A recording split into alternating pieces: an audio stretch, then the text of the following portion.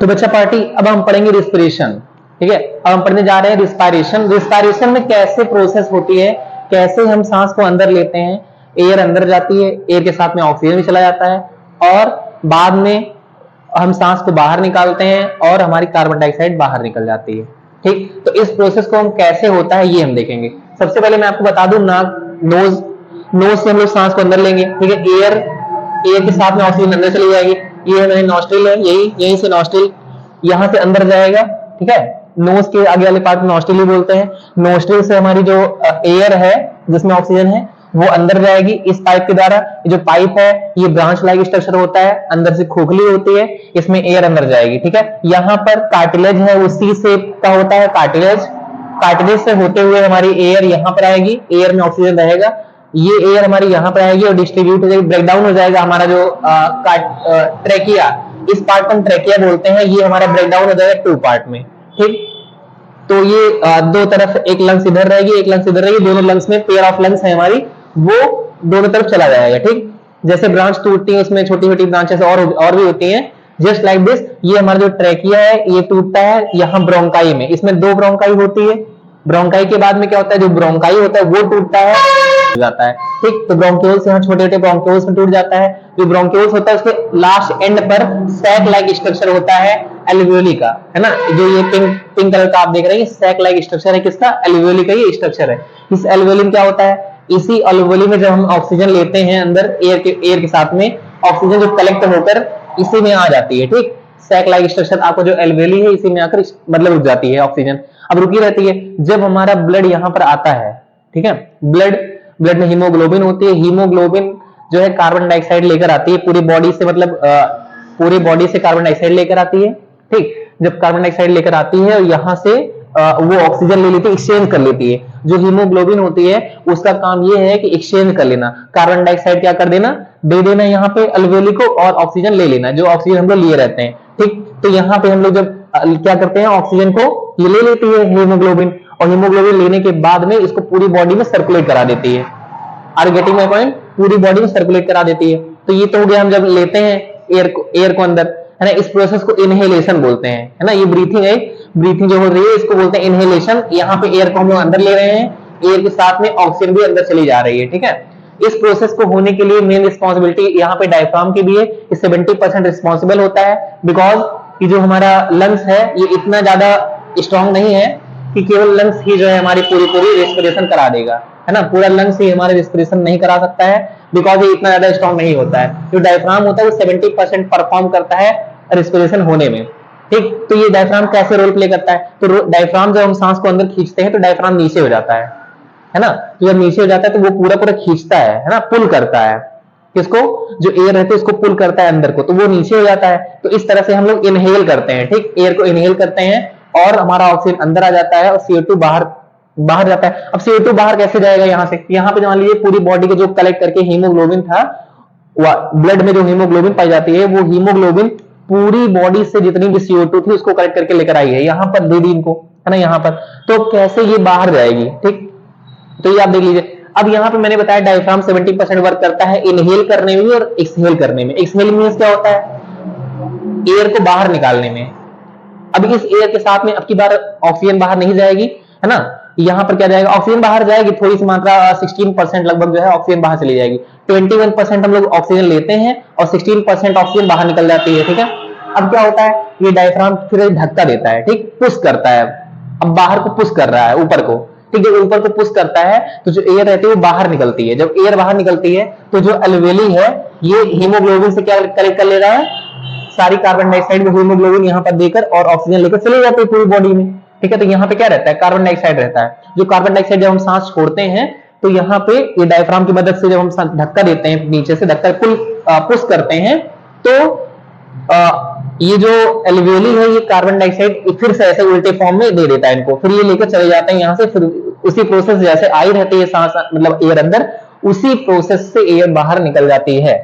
ठीक है, are you getting my point. तो आपको ये समझ में आ गया होगा कि diaphragm is very important for respiration.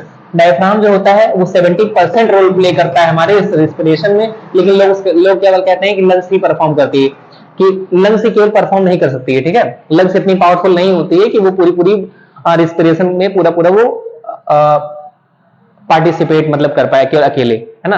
तो यहाँ पे डायफ्राम भी रोल प्ले करता है। तो हमारी जो एयर, वो एयर रहती है, जो एयर जाती है अंदर जिसमें ऑक्सीजन रहती है, वो जाती है किसके रास्ते से, नोस्ट्रिल। नोस्ट्रिल के बाद नोसोफेरिंक्स में जाती है, नोसोफेरिंक्स यहीं पर होता है, नोज के अंदर नोसोफेरिंक्स, फिर फेरिंक्स और फिर लेरिंग्स। लेरिंग्स क्या होता है, ये जो हमारी वॉइस बॉक्स है, वॉइस बॉक्स, इसको लेरिंग्स बोलते हैं। उसके बाद मैंने बताया ट्रैकिया, ट्रैकिया से एयर आती है। उसके बाद क्या होता है, यहाँ कार्टिलेज होता है, सी शेप स्ट्रक्चर, मींस ट्रैकिया से होते हुए ऐसे ही फिर ट्रैकिया 2 पार्ट्स में डिवाइड हो जाता है, जिसको बोलते हैं ब्रोंकाई। ब्रोंकाई फिर आगे फर्दर डिवाइड होता है छोटे छोटे ब्रोंक्यूल्स में। ब्रोंक्यूल्स में सैक लाइक स्ट्रक्चर होता है एल्वियोली का। तो और आगे मैंने सारा कुछ आपको समझा दिया, ठीक है। एल्वियोली में क्या होगा, यहाँ पे ऑक्सीजन आगे कलेक्ट हो जाएगी। अब जब हीमोग्लोबिन आएगी लौटकर तो इनको लेकर चली जाएगी सारी सारी, ठीक, और पूरी बॉडी में सर्कुलेट कर देगी। तो इस प्रकार से हमारी जो ऑक्सीजन होती है पूरे ब्लड में सर्कुलेट हो जाती है। मैं आपको बता दूं कि हम लोग 21% ऑक्सीजन को गेन करते हैं, ठीक, 21% ऑक्सीजन गेन करते हैं और 16% ऑक्सीजन बाहर निकाल देते हैं। ऑक्सीजन लेते टाइम में गलती से 0.03% कार्बन डाइऑक्साइड भी गलती चली जाती है हमारे अंदर, ठीक है। लेकिन जब हम बाहर निकालते हैं तो कार्बन डाइऑक्साइड ज्यादा मात्रा में निकलती है, क्योंकि पूरी बॉडी की जो कार्बन डाइऑक्साइड रहती है वो बाहर निकल जाती है, ठीक, जब हम एक्सहेलेशन करते हैं, ठीक। कैसे निकल जाती है, उसमें कितना परसेंट निकल जाती है सर कार्बन डाइऑक्साइड, तो कार्बन डाइऑक्साइड की 4.6% कार्बन डाइऑक्साइड बाहर निकलती है। और आपको ये भी पता होना चाहिए, आप केवल ऑक्सीजन को अंदर नहीं लेते हैं, ऑक्सीजन के साथ साथ में, क्योंकि 21% ऑक्सीजन लिया आपने, है ना, 78% आप नाइट्रोजन भी लेते हैं अंदर में, ठीक है। एयर के साथ में नाइट्रोजन भी चली जाती है 78%। लेकिन जो 78% नाइट्रोजन जाती है उतनी ही पूरी पूरी 78% नाइट्रोजन बाहर भी निकल जाती है।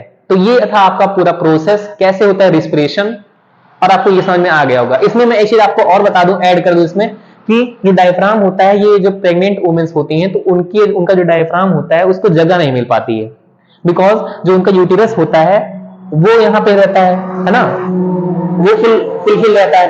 तब यहाँ पे क्या होता है, डायफ्राम को स्पेस नहीं मिल पाती है ऊपर नीचे होने की, यानी कि खींचने की और छोड़ने, मतलब धक्का देने की, उसके बाद पुश और पुल करने की जगह वहां पे नहीं होती है।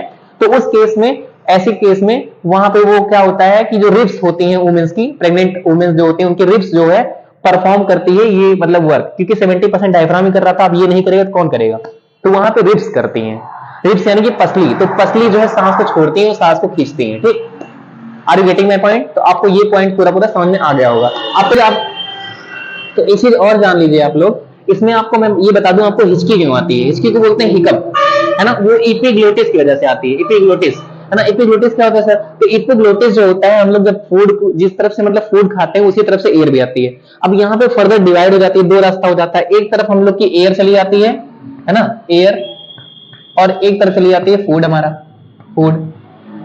फूड हमारा फूड पाइप में चला जाता है, और एयर के लिए रास्ता दूसरा है, वो बदल जाता है रास्ता अपना, ठीक। जब यही गलती होती है कि मतलब फूड वाले में एयर गलती चली जाए, या फिर एयर वाले फूड वाले में हल्का एयर वाले में हल्का सा फूड चला जाता है, इसी वजह से हिचकी आती है। तो ये होता क्यों है, कभी कभी हम लोग का दिमाग जो है कहीं और रहता है, ठीक, कुछ और सोचते रहते हैं, आप समझ सकते होंगे ना, कुछ और सोचते रहते हैं। जब सोचते हैं हम कुछ और, तब हमारा दिमाग मतलब जो हमारा ब्रेन है वो इसको मेंटेन नहीं कर पाता। एपिग्लोटिस जो होती है उसको कंट्रोल कौन करता है, ब्रेन करता है। तो ब्रेन सही से कंट्रोल नहीं कर पाता, बता नहीं पाता सही से तुमको किधर जाना है। ये एज ए पुलिस वर्क करता है एपिग्लोटिस, ठीक, कि जैसे उसको मतलब इंस्ट्रक्शन मिलेंगे वैसे वो वर्क करेगा।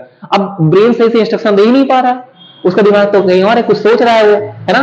जब वो चला गया तो वही आती है हिचकी हम लोग को, और हम लोग कहते हैं हम लोग को कोई याद कर रहा है। उल्टा हम लोग कहते हैं ना, हम लोग क्या कहते हैं, उल्टा, हम लोग को कोई याद नहीं कर रहा होता, हम लोग किसी को याद करते रहते हैं, है ना। तभी तो दिमाग हम लोग का कहीं और रहता है, हमारा दिमाग कहीं और रहता है, तो क्या होता है, हिचकी आती है हम लोग को, ठीक है। हिचकी को बोलते हैं हिकअप, और ये जो एपिग्लोटिस है, ये epiglottis as a police work करता है यहाँ पे, ठीक है। मींस जो फूड का रास्ता है और एयर का रास्ता दोनों सेम है, बाद में डिवीजन होता है, और वहां बीच में epiglottis as a police work करता है। Are you getting my point? आपको बहुत अच्छे से समझ में आया होगा रिस्पिरेशन कैसे होता है।